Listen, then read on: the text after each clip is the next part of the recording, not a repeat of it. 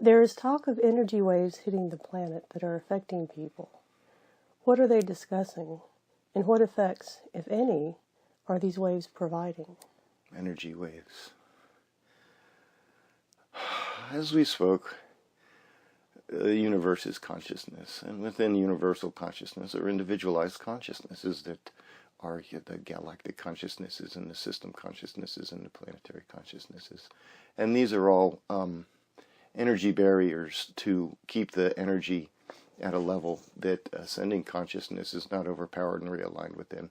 Because if a consciousness that is third density on this planet just suddenly popped outside of the galactic consciousness, the energy would be so great that it would be realigned and would be left with nothing. So if you had a spaceship that was capable of moving, the light is in my eyes, if there was a spaceship that was capable of moving beyond the galactic consciousnesses, if at third density, and you did not have the proper protection on your spaceship, the proper energy barriers, you would pop out of the galactic consciousnesses outside of your galaxy into the universal medium, and the energy would be so great that it would completely eradicate your consciousness, and the ship would be found with lifeless bodies in it.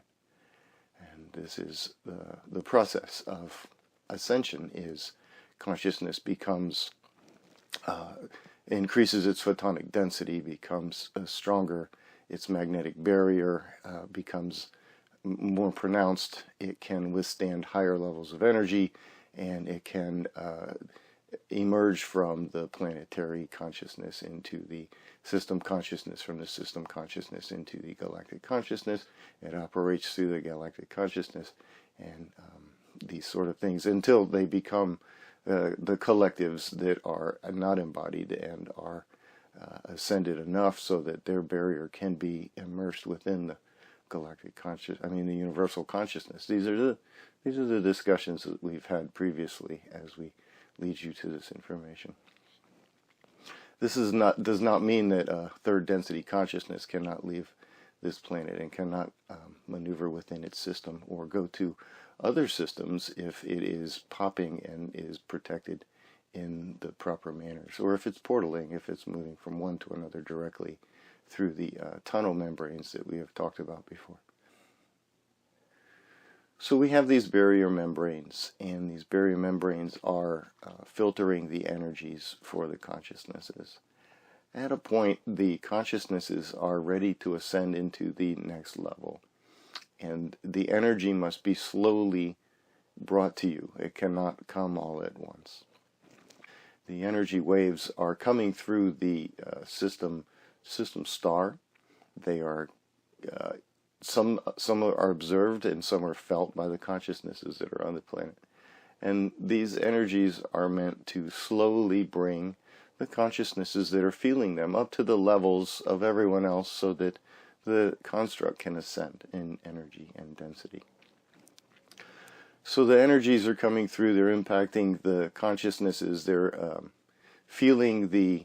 He just wrote this, he knew this question was kind of redundant because he had just written about it the other day in a posting, that the moment of inertia, when we talk about angular acceleration, outside of gravity and these other forces, the concept doesn't literally apply, but we move it into consciousness and we begin to talk about it in consciousness, that photons spin in a direction, and your consciousness is a spherical geometry which also spins. In order to accelerate these, energy comes through that impacts the consciousness, it increases the spin of the photonic individual photons within the consciousness, which then increases the spherical geometry of the entire consciousness. And as this occurs, it overcomes the angular moment of inertia of whatever state the consciousness is at. And the consciousness feels it as a surge. Oh, did you feel that energy wave come through? Because it has been impacted and it has been accelerated by whatever energy came through. Now, consciousnesses that are already at a higher level of rotation and spin are not going to feel an energy wave that is below their moment of inertia. It has no no possibility of increasing their angular momentum. They're not going to accelerate any. So other people will be talking about the energy waves while other people will be sitting around going, I didn't feel anything. Well, you didn't feel anything because you're beyond that level. And that level did not assist you any. As these waves continue to come through, you'll see people will say, did you feel that? Oh my God. And then other people, I didn't feel anything. And the energy waves will continue to increase until everyone starts feeling them as they all come along. There are some consciousnesses on this planet that are not going to feel any of them until the very last one comes through. And when that very last one comes through, then everyone is going to feel it universally because they'll all be ready. The ones that aren't ready, the ones that have their angular momentums or their angular rotations in the wrong directions, are going to have to be realigned to the proper rotation. And we're talking about the negatively polarized consciousnesses now. The ones that are so far in the reverse rotation that these energies are not going to impact them.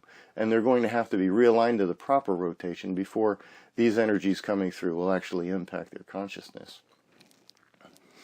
And Todd's watching this now, and he's seeing a consciousness that looks like a golden cotton ball.